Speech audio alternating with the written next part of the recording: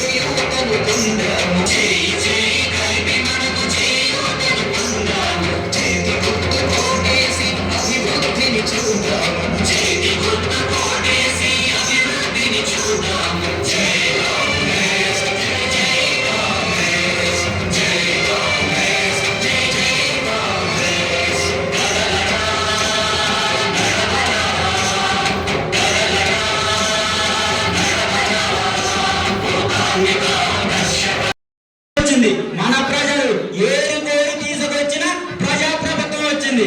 అమ్మ మన ప్రభుత్వం వచ్చాక మహాలక్ష్మి అనే పథకంతో ప్రతి ఇంటికి 500 రూపాయలకి గ్యాస్ పెట్టిస్తున్నారు.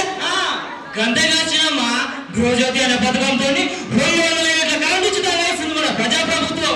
ఏంటండి 500కి గ్యాస్ సిలిండరా?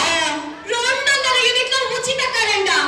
ఓ అక్క సుశీలానే మన రేవంత్ సారు, మన పట్టి విక్రమార్క సారు మన కోసం ఎన్ని మంచి పనులు చేస్తున్నారు. మంచి ముచ్చట చెప్పిన బిడ్డ.